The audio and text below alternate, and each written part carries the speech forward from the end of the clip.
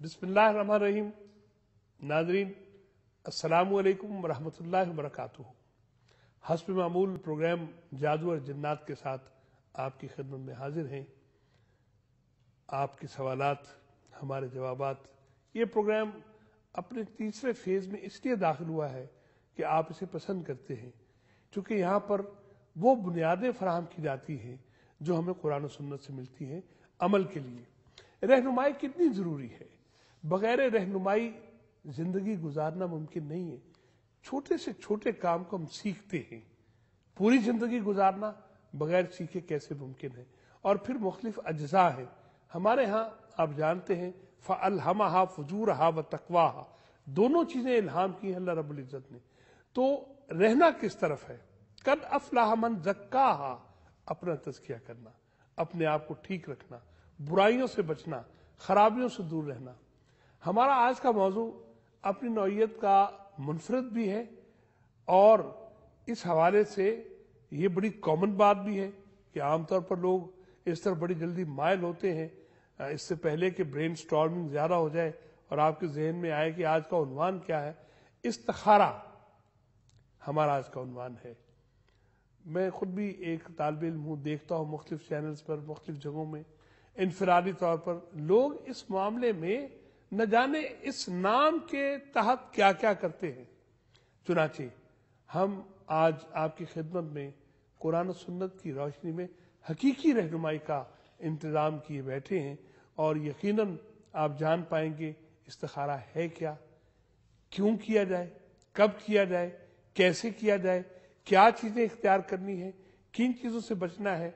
रहनुमाई का ये वो सिलसिला है जो हमें अपनी ज़िंदगी को आसानी से गुजारने के लिए मदद फराहम करता है। इस बड़े अहम मौजू पर आपकी खिदमत में हमारे दो बड़े ही मुअज़्ज़ज़ और मोहतरम मेहमान हाजिर हैं। मैं आपको उनसे मुतारिफ़ करवाता हूँ। मेरे पहले मेहमान हैं मोहतरम मुफ्ती मोहम्मद अकरम शाकिर साहब। मुफ्ती साहब अस्सलाम वालेकुम व रहमतुल्लाहि व बरकातुहू। मेरी ये आदत है, असातिज़ा से सीखा है कि शुक्रिया फ़ौरन अदा कर दिया जाए, तो मैं आपका शुक्रगुजार हूँ। आपकी मसरूफियात मुझे दोस्त बता रहे थे बहुत ज़्यादा, आप तशरीफ़ लाए हमारे लाखों करोड़ों नाज़रीन के लिए। और दूसरे मेहमान तो किसी तारुफ के मोहताज नहीं है, आप हमारे मुसलसल और मुस्तकिल मेहमानों में शामिल हैं और अल्लाह ताला ने आपका इंतखाब किया इफ़ादा आम के लिए।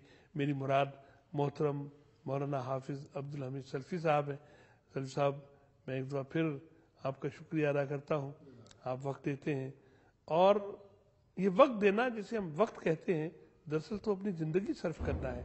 जो लम्हात इस वक्त हम यहाँ गुजार रहे हैं, ये हमारी ज़िंदगी से लम्हा लम्हा करके मिनहा भी तो हो रहे हैं। मुफ्ती साहब, जैसा कि मैंने अर्ज़ किया आपके सामने, अपने नाज़रीन से मुखातिब था, और ये बड़े अच्छे लोग हैं, बात बड़ी तवज्जो से सुनते हैं। इस्तिखारा, तो पहले तो ये फरमाइए कि इससे मुराद क्या है और ये आम तौर पर इससे लोग किस तरह से मुंसलिक हैं, लेकिन कुरान और सुन्नत से हमें इसके बारे में जो सही रहनुमाई है वो क्या मिलती है। इन्नल हम्दुलिल्लाह वस्सलातु वस्सलामु अला रसूलिल्लाह। बड़ी अच्छी बात है कि आज के दौर में जिस चीज़ की अहम तरीन ज़रूरत है, लोग मसाइल का शिकार हैं जी, और किसी ऐसी रहनुमाई के लिए लोग कोशिश करते हैं, उलमा से, ऐसे नेक लोगों से राब्ता करते हैं जिनसे उनके मसाइल का हल हो। जी जी, तो कुरान और सुन्नत में उसकी एक मुकम्मल हमारे लिए रहनुमाई मौजूद है। जी बेशक। तो उस हवाले से जो शरीयत ने हमें हुक्म दिया है वो ये है कि तुम्हारा कोई भी मामला हो, दुनियावी हो, दीनवी हो, जी, कोई कारोबार हो, कोई सफ़र हो, जी, तो इसके हवाले में शरीयत ने हमारी ये रहनुमाई की है कि उस मामले में अल्लाह से मशावरत की जाए, अल्लाह के वो मामला सुपुर्द किया जाए जी, और अल्लाह से ये इल्तिजा की जाए कि अल्लाह अगर ये मामला हमारे लिए मुनासिब है, हमारी दुनिया आखिरत के लिए बेहतर है, कि तेरा इल्म लामहदूद है बेशक, और हम महदूद हैं, जी, तो परवरदिगार अगर ये हमारे दीन और दुनिया के लिए बेहतर है तो हमें आसानियाँ अता फरमा, और अगर ये हमारे लिए मुनासिब नहीं है तो इसको हमसे दूर कर या हमारे दिल से इसका ख्याल दूर कर दे। जी ठीक। तो इस्तिखारा ये पैगम्बर अलैहिस्सलातु वस्सलाम की हमारे लिए रहनुमाई है। आप सल्लल्लाहु अलैहि वसल्लम ने हमें हुक्म दिया है कि कोई भी मामला हो तो ये आप अल्लाह से करें। اس کے ساتھ انشاءاللہ آپ کو اطمینان قلب بھی ہوگا جی اور اللہ کی طرف کی مدد بھی حاصل ہوگی جی اور اس معاملے کے پورا ہونے میں اللہ آسانیاں بھی پیدا کر دے گا. جی ٹھیک. تو الحمدللہ جو شریعت نے ہمیں راستہ اور طریقہ بتایا ہے جی. استخارے کا، یعنی اللہ سے مشاورت کا جی جی اور اللہ کی مدد طلب کرنے کا طریقہ اپنے معاملات میں، جی وہ یہ ہے کہ پیغمبر علیہ الصلوۃ والسلام نے فرمایا 2 رکعت نماز ادا کی جائے، جی اور اس کے لیے نیت کے جو الفاظ بولنے کی ضرورت نہیں ہوتی، جی دل کے عزم اور ارادے کو ہی نیت کہتے ہیں جی ٹھیک. جیسا کہ معروف ہے. تو 2 رکعت نماز پڑھنے کے بعد آدمی دعا جو ہے جو پیغمبر علیہ الصلوۃ والسلام نے ہمیں سکھائی ہے، وہ دعا اللہم انی استخیرک بعلمک واستقدرک بقدرتک الی آخر، یہ دعا جو ہے یہ پڑھے اور پڑھنے کے بعد معاملے کو اللہ کے سپرد کر دے. یہ نماز کے بعد یہ دعا پڑھیں؟ نماز کے بعد پڑھے، دو گانا ادا کرنے کے بعد.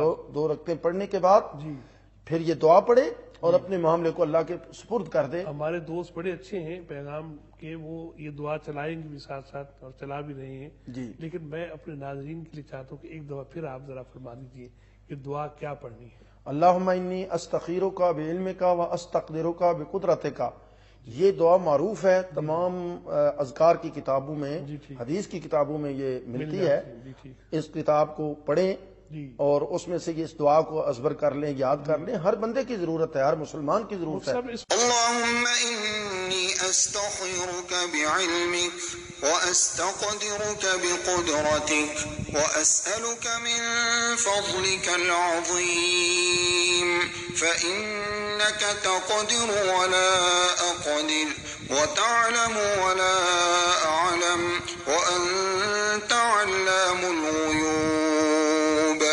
اللهم إن كنت تعلم أن هذا الأمر خير لي في ديني ومعاشي وعاقبة أمري فاقدره لي ويسره لي ثم بارك لي فيه.